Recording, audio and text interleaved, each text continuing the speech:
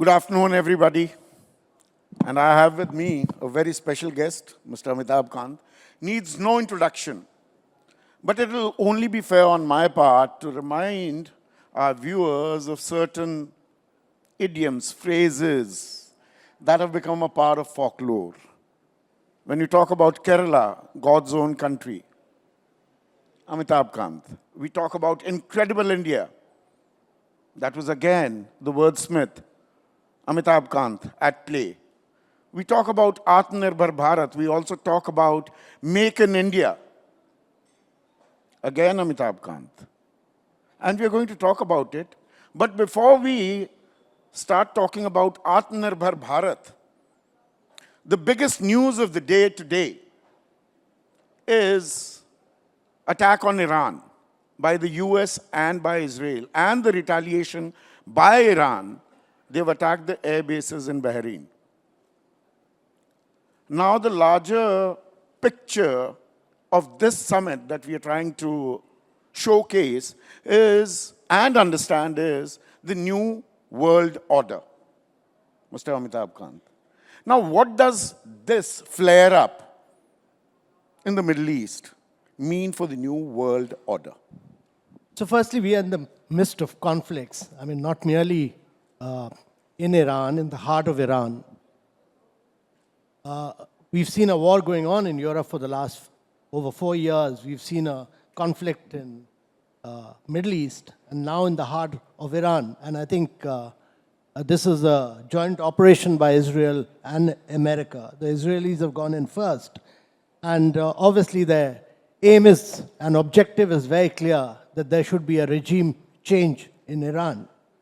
The consequences for the rest of the world are severe because there'll be lack of predictability and consistency.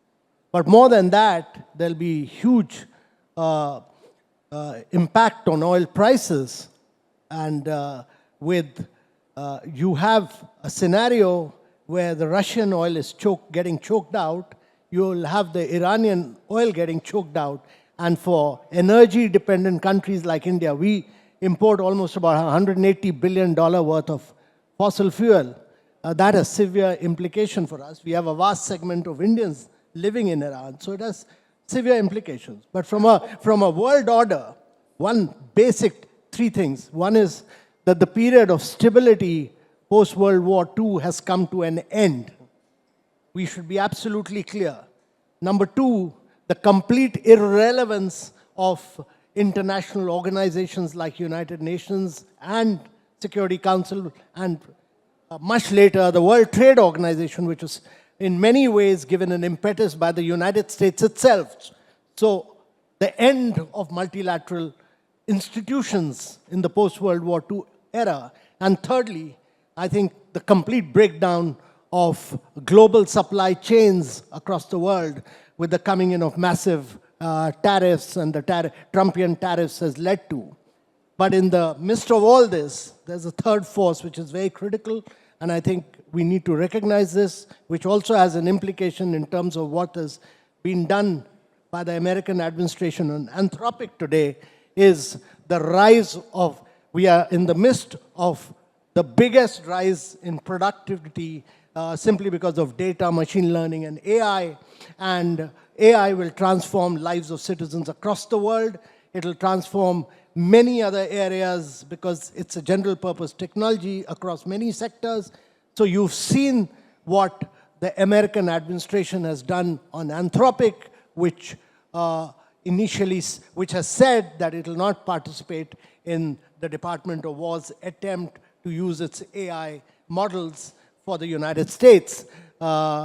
These are challenges. We'll be in the midst of several critical challenges. Mr. Kant, you are hitting the nail on the head. The 3 points that you've raised are absolutely relevant, and I'd rather you elaborate on the second point. Is the world order, rule-based world order, a thing of the past now? There are no rules. खुला खेल फर्रुखाबादी हो गया है क्या अंतर्राष्ट्रीय स्तर पर? जिसकी लाठी उसकी भैंस. Is that what we're looking at now? So the challenge is that globalization as we had known it will radically alter itself into friend shoring, into trust shoring, into complete reliance of working with countries where you have trust in technology, trust in terms of strategic interests, and you will see alliances which will be both bilateral and regional, which will be based on trust. The challenge is that global growth is at its lowest.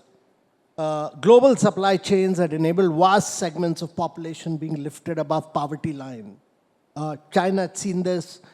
You've seen scorching pace of growth in China based on global supply chains. We've seen over 320 million people being lifted in India itself largely because of the growth impetus we've had on the basis of trade. Now, if trade gets impacted, that means it'll be a different world. Global growth will slow down. Sustainable development goals will slow down. There'll be a huge impact on segments of population across the global south. Make no mistake about it. And this, to my mind, will create large inequalities in the global society. It'll be a very inequitable society in the coming days. I'll come to there's a very important point, the disruption in the global supplies. I'll come to that. But our Prime Minister just came back from a visit to Israel. And we see Israel, along with the US, attacking Iran. Iran is also retaliating. Where does India stand? And here, I want you to go back. You're still very young, but you were younger in the 70s when you were in Delhi University and in also the JNU. The world was divided into two parts. It's a Cold War era when you were in college and doing post-graduation. There was a US camp and there was a Russian camp. But there was also a non-aligned movement, which was led by India. Where does India stand today? We are friends with Israel. We have a friendship and we have this trade deal with America. Iran is our traditional ally, somebody who's willing to supply oil in rupees till about 2017-18, when we stopped buying it. Where does India stand in this evolving world order, new world order? No, I think from our objective, our perspective must be very clear that we are a $4 trillion economy. Our objective is that we should become a $30+ trillion economy by the time we become 120-47. That's the objective which the Prime Minister has set for a Viksit Bharat. And we should be very clear that this means that India needs to grow at about 9x. Its GDP must grow 9x, its per capita income must grow 8x, its manufacturing must grow 16x. That's the challenge for India. Only 3 countries in the world have been able to do it. Japan, Korea, China in the past. If India has to do this, then India needs to be in partnership with many parts of the world. India needs to be in partnership with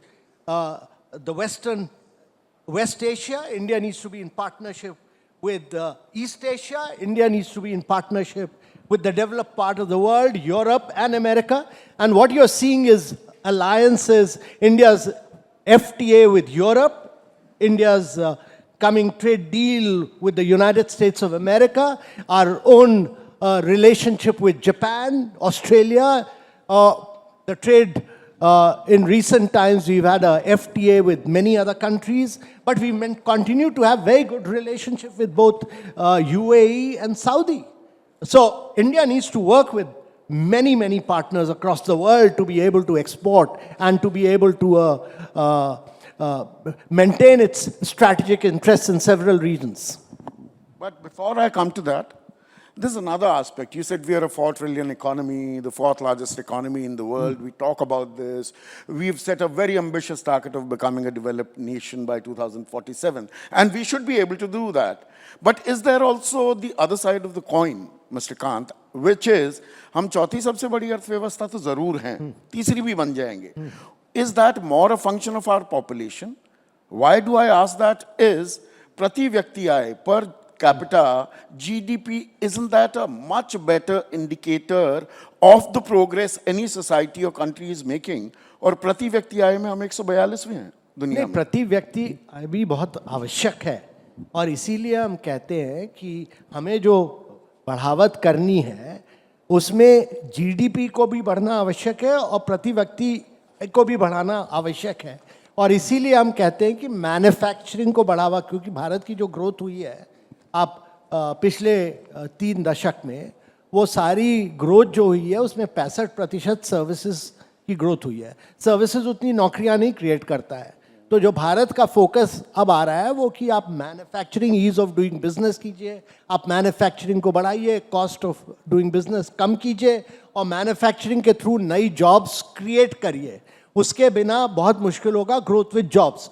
पर इसके साथ साथ क्योंकि exports, जो भी country की जिसकी भी ग्रोथ हुई है, जापान, कोरिया, चाइना की, ये सब एक्सपोर्ट्स पर ग्रोथ हुई है, मैन्युफैक्चरिंग के साथ इनकी एक्सपोर्ट्स हुई है। तो हमें एक्सपोर्ट करना आवश्यक होगा और ग्लोबल मार्केट्स को पेनिट्रेट करना बहुत ज़रूरी है इसके लिए। और तीसरी चीज़ मेरे विचार से, क्योंकि अभी आपकी 46% जनसंख्या कृषि क्षेत्र में है, तो अगर किसी भी देश में 46% जनसंख्या कृषि क्षेत्र में नहीं है और आपकी प्रोडक्टिविटी एग्रीकल्चर क्षेत्र में काफ़ी कम है, तो अगर उसको बढ़ाना है तो आपको एक कृषि क्षेत्र में आपकी जनसंख्या को निकाल के अर्बनाइजेशन में डालना ज़रूरी है। इसलिए मेरे विचार से सबसे आवश्यक है कि हम स्मार्ट अर्बनाइजेशन करें, सस्टेनेबल अर्बनाइजेशन करें। और जो अर्बनाइजेशन होता है उससे इनोवेशन आता है, उससे ग्रोथ डायनेमिक्स होती हैं और उससे मेरे विचार से नई जॉब्स निकलती हैं। सो मैन्युफैक्चरिंग लेड अर्बनाइजेशन जो हम कोशिश कर रहे हैं शेंड्रा बिटकिन में या धोलेरा में नई मैन्युफैक्चरिंग सिटीज़ बना के जहाँ वॉक टू वर्क है, वो आवश्यक है इस देश को। और मेरे विचार से अगर 500 मिलियन लोग, अगर 50 करोड़ लोग अगले 5 दशक के अंदर रूरल एरिया से अर्बन एरिया में आएंगे तो आपको कम से कम 500 शहर 1 मिलियन पॉपुलेशन के नए बनाने आवश्यक हैं, जो कि हर स्टेट गवर्नमेंट की भी जिम्मेदारी है। उसमें क्या किसान कहीं मजदूर तो बनकर नहीं रह जाएंगे, उस पर आऊं। पर उससे पहले आपने और बड़ा जो खाका खींचा था 10 साल पहले अमिताभ कांत जी, जब आप मैन्युफैक्चरिंग की बात करते हैं तो मेक इन इंडिया, वो शेर, stand up India, startup India, और उसमें आपने एक बेहद ही बेहतरीन एक खाका, एक नक्शा, रोड मैप तैयार किया था कि 2025 तक the contribution of manufacturing to the GDP would be 25%। उस वक्त 16% हुआ करता था लगभग। आपके पास फिगर्स मेरे से बेहतर होंगी। आज की तारीख में वो आत्मनिर्भर भारत या वो मैन्युफैक्चरिंग पर जो हमें जोर देना था वो कहाँ रह गया? हम तो 13% मैन्युफैक्चरिंग की कंट्रीब्यूशन रह गई है। देखिए, मैन्युफैक्चरिंग का जो कंट्रीब्यूशन है आपकी जीडी पे, वो करीब 18% है अभी। उसको बढ़ा के 25% करना आवश्यक है। अब तो वो 13 आ गया है। हाँ, उतने नहीं, 13, वो आपकी जो फिगर है 13% की, वो बिल्कुल ठीक नहीं, करीब 18% है और उसको बढ़ा के 25% करना है। उसके लिए काफ़ी काम हुआ है। देखिए, जो एक ये भी समझना ज़रूरी है कि गुड्स एंड सर्विसेज टैक्स, एक टैक्स आया, इंसॉल्वेंसी एंड बैंक्रप्सी कोड आया, उसके साथ साथ आपने ईज ऑफ डूइंग में कम से कम 2200 लॉज हटाए, रूल्स रेगुलेशन प्रोसीजर्स हटाए। तो उससे तो और गति मिलनी चाहिए थी, या जीएसटी जैसे इम्प्लीमेंट हुआ, या नोटबंदी लागू ने कमर तोड़ी एमएसएमई की। पर जो आपकी, देखिए, आप कम से कम 2.5 वर्ष तो कोविड के लिए हटाइएगा ना। कोविड ने जो डैमेज किया ग्लोबल इकोनॉमी को और भारतीय इकोनॉमी को, उसको भी हटाइएगा। मेरे विचार से हम राइट ट्रैक पे हैं। हमें कॉस्ट ऑफ डूइंग बिजनेस, क्योंकि हमारे इंटरेस्ट रेट हाई हैं, हमारे इलेक्ट्रिसिटी रेट हाई हैं, उस पर अब फोकस, ईज ऑफ डूइंग पर काफ़ी काम हुआ है, कॉस्ट ऑफ डूइंग बिजनेस पर काफ़ी काम करना बाकी है। और दूसरी चीज़, मेरे विचार से स्टेट्स पे फोकस करना ज़रूरी है, क्योंकि हमें अगर भारत को करीब 30+ ट्रिलियन डॉलर इकॉनमी बनना है तो लॉन्ग रन में हमारे कम से कम 12 स्टेट्स ऐसे होने चाहिए जो 10% की ग्रोथ पर ग्रो करें। सिर्फ टारगेट सेटिंग से काम बन जाता है? क्योंकि अगर मैं 2024-25 का डेटा ही बताऊं, भारत ने कुल मिलाकर जो टोटल एक्सपोर्ट्स किए, निर्यात जो किए 37 लाख करोड़ के, और आयात जो हमने किया है वो 61 lakh crore. We still have negative balance of trade of 24 lakh crores. Because you import oil.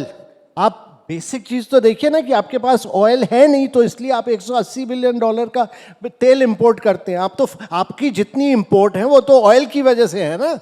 आप मैन्युफैक्चर्ड गुड्स तो एक्सपोर्ट करते हैं, पर आपका सारा इंपोर्ट तो ऑयल की वजह से है। चाइना से हम कौन सा ऑयल इंपोर्ट करते हैं सर? 9,60,000 करोड़ का हम आयात करते हैं चीन से, और वहां उनको निर्यात करते हैं सिर्फ 1,21,000 करोड़। बिल्कुल सही आप कह रहे हैं, पर आप ये बताइए कि यूनाइटेड स्टेट्स ऑफ अमेरिका हो, यूरोप हो, चाइना एक ऐसा देश है जो कि manufacturing capital of the world है। वो लोएस्ट प्राइस पॉइंट पे सबके लिए, अपने साइज और स्केल के लिए मैन्युफैक्चरिंग करता हो। एप्पल हो, डेल हो, सिस्को हो, दुनिया की जो 20-22 जो सबसे बड़ी कंपनी है, उनका 58%, 98% उनकी मैन्युफैक्चरिंग चाइना में होती है। तो ये इंडिया के लिए नहीं कह रहे हैं आप, ये अमेरिका भी करता है, ये यूरोप भी करता है, क्योंकि ग्लोबल सप्लाई चेन और ग्लोबल वैल्यू चेन का अर्थ यही था कि आप लोएस्ट कॉस्ट पर इंपोर्ट करिए और आप दुनिया को एक्सपोर्ट करिए। तो ये तो इंडिया ने अभी करीब 30% एप्पल का प्रोडक्शन वहां चाइना से लेकर इंडिया शिफ्ट किया है, प्रोडक्शन लिंक्ड इंसेंटिव स्कीम्स की वजह से। तो धीरे धीरे ये सारा नहीं, मैं ये, चलिए चाइना एक अपवाद भी हो सकता है, I can take that as an exception, but the new trade deal, the details of which are still yet to be made public, and because of the Supreme Court's order over there, अब वो tariff war तो खत्म हो गया, वो अवैध करार हुआ।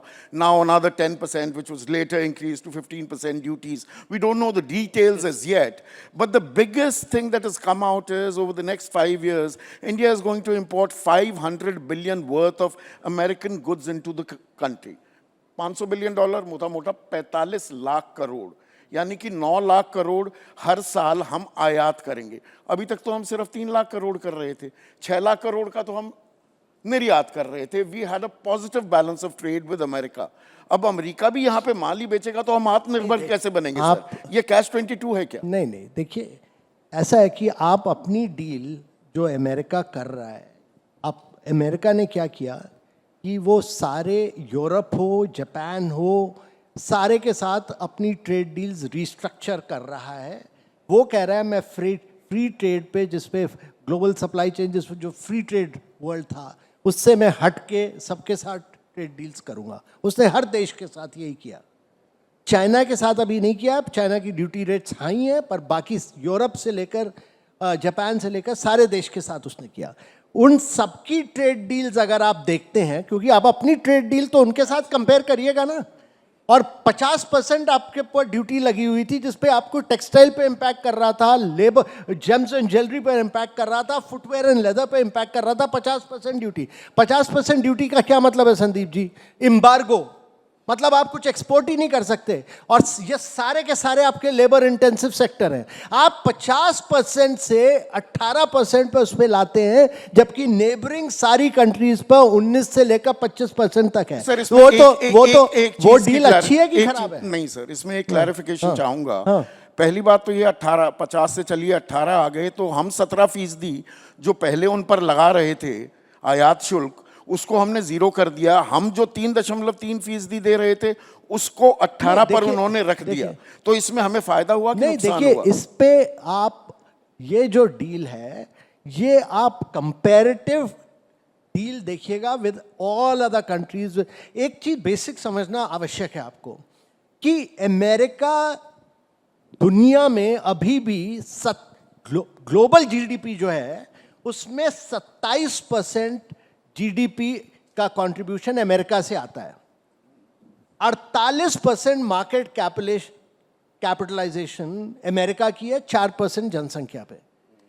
कोई भी देश हो, जापान, कोरिया, चाइना, मैंने 3 देश बताए ना, और चौथा आप एक छोटा देश देख लीजिए, सिंगापुर। ये सारे के सारे बड़े हुए by exporting to United States of America, क्योंकि दुनिया का अगर 27% जीडीपी अमेरिका में है, कोई भी देश ग्रो नहीं कर सकता। अगर आप सोचते हैं कि 30% ट्रिलियन डॉलर इकोनॉमी बनना है, That is exactly my point, sir. Without exporting to America तो नहीं कर सकते। But we are importing more from America rather than exporting more to America. Import तो अभी किया नहीं है ना आपने, तो आपने टारगेट तो मान तो लिया, $500 बिलियन करेंगे आप। 500 billion over a staggered period, 5 years, over staggered period.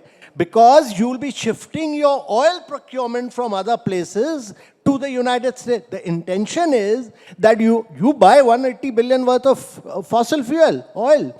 You will shift your oil procurement from other places to the United States of America. That's the intention, to my mind. But another thing that you said, that the our neighbors, they're paying more duties compared to us. But Yeah. there is also a generalized system of preferences. They get a waiver of 5%, and there are these reciprocal trade agreements between the US and Bangladesh, which have been made public now. No. What? Textile will that be is- 0%, apparel. So, the commerce minister has gone on record to say that what has been done for Bangladesh's this thing is only if they buy cotton from the United States of America. Now, I don't see Bangladesh buying any cotton from the United States of America. That part of the deal is totally irrelevant to my mind. And the same will be, he said, the same will be made applicable for India. I don't see India buying cotton from, in its raw form from the United States of America. So that is irrelevant. That is irrelevant. But there is another factor. Yeah. You spoke about disruption in the supply chain. Yeah. Now the disruption, earlier you were buying oil, like we were talking about oil right now, or arms and other things. The supply chain in the near future, and as of now, in fact, even today it applies, is based more on supercomputers, the chips, and AI. And there, the rare earth material also comes into play. How is that panning out, and how prepared are we, Mr. Amitabh Kant? So let's look at emerging technologies. China today controls over 90% of the battery market worldwide. I mean, it controls about 80%, 81% of the solar market. It controls almost about 74% now of the electric vehicle markets. And it controls about 68% of the wind market. That is what China has done. Last time when Trump came into power, he moved away from clean technologies. China took the lead, and they became the global leaders in emerging clean technology. Now, what China does is, on critical minerals, it's not critical minerals which are important. Critical minerals are available, but the processing technology of critical minerals are only with China. We must understand this. And what it does is, it makes the raw material prices very expensive. The processed raw material prices very expensive, makes the end product cheap. And therefore, it weaponizes clean technology. The challenge for everybody else, including India, is to become a master of process technology, which is what India is aiming to do through semiconductor, through the artificial intelligence mission, through the quantum computing mission, through the green hydrogen mission. This is for the first time in India's history that you've got into cutting-edge technology areas of growth. You are saying that today green hydrogen is $4.50 per kilogram. By 2030, I'll bring it down to $1 per kilogram. I will not be importing fossil fuel, but by 2030, we should become an exporter of clean energy to the rest of the world. That is what your aim is. Now, getting into these new areas, getting 10 different manufacturers, and tomorrow Prime Minister is inaugurating Micron plant in India, which is the biggest designer of chips across the world, is basically that getting into new age technology, new areas of growth. The results of all this will come in it'll take you another 5 to 6 years, but these are areas which will create real value, which will create growth. These are very encouraging signs, और एक आशा, एक उम्मीद की किरण जागती है. पर दरअसल एक बड़ी ही रोचक बात, मैं थोड़ा रिसर्च जो कर रहा था उसमें जो निकल कर आई, we were talking about super computers and chips. Bharat में सबसे पहला super computer, super conductor plant जो लगा मोहाली में 1984 में. And this was much before the biggest chip manufacturer, as we can call it in the world, TSMC. That plant came into existence in 1987. हमारे वाले में 89 में आग लग गई, उसका पता नहीं लगा क्या हुआ क्या नहीं. क्या वो भरपाई हम कर पा रहे हैं कांत साहब? हम एक समय में हमने we had made the right footsteps, we were going in the right direction. नहीं, आपने रिसर्च बिल्कुल सही की है. मैं मोहाली प्लांट कई बार जा चुका हूँ.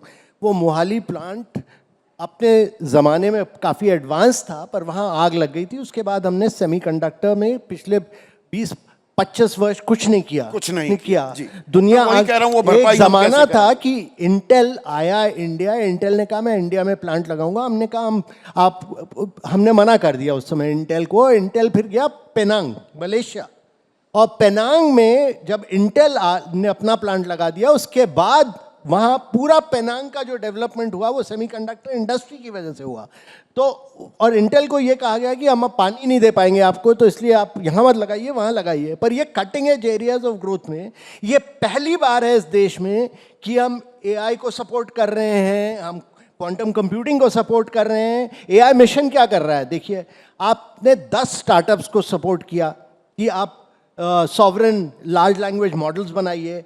आपने एआई कोष की तरफ से अपने डेटा को छोड़ दिया उनके लिए। आप उनको कंप्यूटिंग पावर प्रोवाइड कर रहे हैं 50% ऑफ द कॉस्ट, जो कि अमेरिका और यूरोप में मिलती है उससे सस्ते पावर में। और वही वजह है कि सर्वम ने मल्टीलिंगुअल मॉडल यहाँ खड़ा किया, क्योंकि अगर एआई का फायदा हमको लेना है तो हमें अपने लर्निंग आउटकम्स इंप्रूव करने, हमने हेल्थ आउटकम इंप्रूव करने, हमें स्टंटिंग, वेस्टिंग और न्यूट्रिशनल स्टैंडर्ड को हटाना है। हमें कोई वो एआई फिट फॉर पर्पस तभी होगा अगर हम उसका एडवांटेज यहाँ ले पाए। तो डगर कठिन है और रास्ता आसान भी बनाया जा सकता, थोड़ी मेहनत करनी बिल्कुल होगी। इसमें मुझे वो फेमस वर्ड्स हैं अटल बिहारी वाजपेयी के, देश के प्रधानमंत्री रहे, कथनी और करनी में समन्वय बनाना भी होता है। एक टारगेट सेटिंग बड़ी अच्छी लगती है, मिशंस खड़े कर देना। मैं सर क्यों पूछ रहा हूँ ये जरा आप समझिएगा। भारत का India's gross expenditure on research and development ये 0.6% से 0.7% है हमारे जीडीपी का, और ग्लोबल इनोवेशन इंडेक्स में हम 38वें नंबर पर है। बाकी दुनिया 3 से 4% रिसर्च एंड डेवलपमेंट में लगा रही है। हम पैसा नहीं लगाएंगे रिसर्च एंड डेवलपमेंट, ऐसे ही हो जाएगा। तो संदीप जी, ऐसा है कि गवर्नमेंट ने अभी 1 लाख करोड़ सैंक्शन किए हैं R&D के लिए, और उसमें ये जो कम R&D का खर्चा है ये इसलिए है क्योंकि हमारा प्राइवेट सेक्टर R&D नहीं करता है। और गवर्नमेंट ने जो कहा है 1 लाख करोड़ में हम पैसा तभी देंगे जबकि आप 50% प्राइवेट सेक्टर लगाएगा उसमें। जैसे But they are sitting on a pile of money, not willing to invest it. नहीं, but They kind of hoarding money. आप बिल्कुल सही कह रहे हैं कि 3 साल पहले जो कॉर्पोरेट टैक्स कम किया गया, बैलेंस शीट तो सारे प्राइवेट सेक्टर की अच्छी है। भाई टाटाज ने रिस्क लिया, और मैं मिस्टर चंद्रशेखर की तारीफ करना चाहता हूं कि उन्होंने रिस्क लेकर नई टाटा की एक डिजिटल कंपनी बनाई और धुलेरा में एक नया सेमीकंडक्टर प्लांट लगा रहे हैं, और वो एप्पल के लिए विस्ट्रॉन पेगाट्रॉन लिया। इसी तरह L&T ने इनविडिया के साथ पार्टनरशिप की। तो नए नए एरियाज में रिस्क लेना आवश्यक है। तो हमारी कई जो टॉप 300-400 कंपनियां हैं, इन सबको रिस्क लेना पड़ेगा न्यू एरियाज ऑफ ग्रोथ में जाने के लिए। तो हमारा R&D कैपिटल कम है, पर मेरे विचार से जो 1 लाख करोड़ सैंक्शन हुआ है इसकी वजह से इसका मल्टीप्लायर इम्पैक्ट होगा जरूर अगले 4। जैसे स्टार्टअप इंडिया हमने शुरू किया 2016, आपके पास 156 स्टार्टअप्स थे, अभी करीब 1,70,000 स्टार्टअप्स है। टाइम लगा कि नहीं? थोड़ा 5-6 साल लगे। मेरे विचार से अगले 5-6 साल में हम एआई के चैंपियन होंगे। मेरे विचार से हम कंप्यूटिंग पावर में, क्वांटम कंप्यूटिंग में आगे बढ़ेंगे, हम सेमीकंडक्टर के चैंपियन बनेंगे। यहाँ पर ताली भी बजा रहे हैं लोग। मेरे विचार से आप बहुत ही ज्यादा पेसिमिस्टिक है। एबीपी को इतना ज्यादा पेसिमिस्टिक नहीं होना चाहिए। सर हम पत्रकार हैं। नहीं क्या करें? तो मेरे विचार से यहाँ पर आदमी को कुत्ता काटे कोई खबर नहीं है। तो मेरे विचार आदमी कुत्ते को काटने लगे हमें खबर दिखाई देती है। अब आपने एआई पे, और तालियां भी यहाँ पर बजी। तो अभी एआई समिट हुआ, एक समिट G20 हुआ था, फैंटास्टिक। और आप यहाँ बैठे हैं इसलिए नहीं कह रहा हूँ। और इस बार एआई समिट होता है तो एक यूनिवर्सिटी वो रोबोडॉग को, जो चीन में बना हुआ है, ऑनलाइन 2.5 लाख रुपए में मिल रहा है, उसे अपना बताकर और पब्लिक ब्रॉडकास्टरों से चला भी देता है। देखिए, मैं इस तरह की चीजों से हमें गुरेज करना होगा। नहीं संदीप जी, मैं गया था एआई समिट में, मेरे 4-5 सेशंस थे। मेरे विचार से एआई समिट में बहुत एनर्जी थी, बहुत वाइब्रेंसी थी, बहुत ज़्यादा युवा वर्ग था वहाँ, और जो एआई का टेक्नोलॉजी डिफ्यूजन होना था, जो कि 10 साल लगते, वो सारे युवा वर्ग में एआई क्या होता है और उसका टेक्नोलॉजी डिफ्यूजन बहुत हुआ है इसमें। एक किसी यूनिवर्सिटी ने गलती कर दी, उसको मीडिया इतना ज़्यादा हाइप अप कर दे, वो भी ठीक नहीं है। नहीं, IIT IIM से भी ज्यादा बड़ी चौड़ी नहीं। स्टॉल मिल जाए, the responsibility has to be fixed ना। हाँ, तो मेरे विचार से हमें इनोवेशन को, मतलब इनोवेशन को, नकल को इनोवेशन तो कतई नहीं मान सकते तो ना। मीडिया जो है ना, अब जैसे बॉम्बे आईआईटी ने लार्ज लैंग्वेज मॉडल किया, उसको तो एबीपी हाईलाइट नहीं करेगा, उसको तो आप पब्लिसाइज नहीं करिएगा। एक कोई यूनिवर्सिटी ने आकर चाइनीज इंपोर्ट पर एक वो कर दिया, उसको आप लोग बार बार अब हो गया जो हो गया। अब आप कम से कम जो नए लार्ज लैंग्वेज मॉडल्स बने हैं देश में, जिनको लॉन्च कर दिया गया एआई समिट में, 3 नए लार्ज लैंग्वेज मॉडल्स इंडिया ने बनाए, कम से कम उसकी तो तारीफ करिए आप। तारीफ भी की जाएगी जहां पर होगी। एक आखिरी सवाल, क्योंकि टाइम्स आप वो फिर वरना कहने लगेंगे कि टाइम ज्यादा ले लिया है। आपने युवाओं की बात की और डेमोग्राफिक डिविडेंड की हम लगातार बात करते हैं। 35 साल की उम्र से कम 65% हमारी आबादी है। बट अगेन यहाँ पर मैं अब प्राइवेट सेक्टर के उदाहरण एक ले लेता हूँ। Top 5 IT companies in the country, पिछले 9 महीनों में उन्होंने 26 नई नौकरियां ईजाद की। How do we overcome this challenge, especially in an AI world? कल अभी शशि थरूर एक सेशन को मॉडरेट कर रहे थे, उन्होंने उदाहरण दिया कि BYD, वो बिल्ड योर ड्रीम्स जो कंपनी है, वहां पर 8 इंजीनियर्स हैं सिर्फ, पूरा प्लांट चल रहा है, सारा AI चला रहे हैं, और वो भी सिर्फ रोबोट्स को कंट्रोल करने के लिए। तो युवाओं के लिए कितनी बड़ी चुनौती और देश के लिए कितनी बड़ी चुनौती, डेमोग्राफिक जो डिविडेंड है वो डेमोग्राफिक लायबिलिटी में कन्वर्ट ना हो जाए। देखिए, मैं इसके बारे में बड़ा ऑप्टिमिस्ट हूँ कि इंडिया का जो डेमोग्राफिक, अगर अगला डेकेड भारतीय डेकेड होगा, अगले 10 वर्षों के अंदर ये भारत अगर ग्रोथ करेगा, उसका खास कारण ये है क्योंकि हमारा डेमोग्राफिक डिविडेंड हमारे फेवर में है और हमारी एवरेज एज करीब 29 है, और जब हम 100 साल के होंगे 2047 में, तब भी हमारी, बिहार जैसे राज्य की तो 22 है तो सिर्फ। मैं कहता हूं तब भी हमारी एवरेज एज 34 होगी। देखिए, दूसरा खास कारण ये कि हमने डिजिटल पब्लिक इंफ्रास्ट्रक्चर से बहुत तरक्की की है।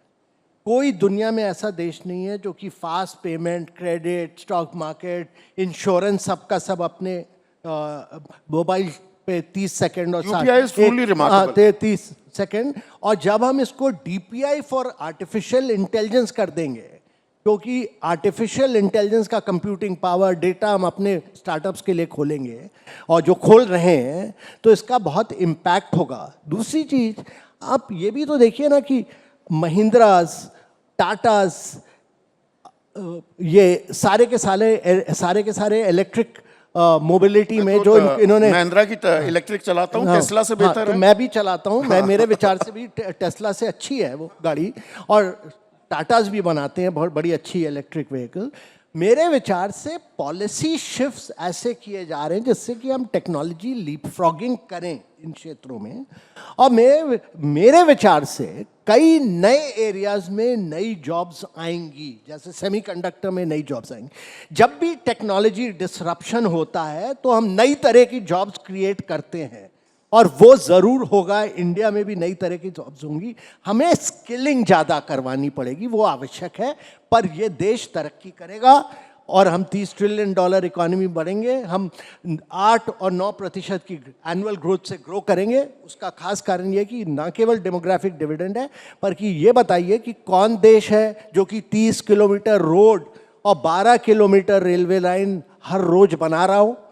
आप ये बताइए कि कौन ऐसा देश है जो 9 मेट्रो सिटीज हर साल बना रहा हो। कौन ऐसा देश है जिसने अपना सोलर पावर 32 गुना बढ़ा किया हो पिछले 7 वर्षों के अंदर। और कौन ऐसा देश है जो कि 50% अपना फास्ट पेमेंट मोबाइल पर करता हो। कोई ऐसा देश नहीं है। तो मैं ऑप्टिमिस्ट हूं, आप भी मेरे तरह आप भी ऑप्टिमिस्ट बन जाइए इंडिया के। आपके मुंह में घी शक्कर और मैं तो जाट हूं, घी और शक्कर बहुत अच्छा लगता है मुझे। थैंक यू, बहुत बहुत शुक्रिया, धन्यवाद धन्यवाद अमिताभ कांत साहब।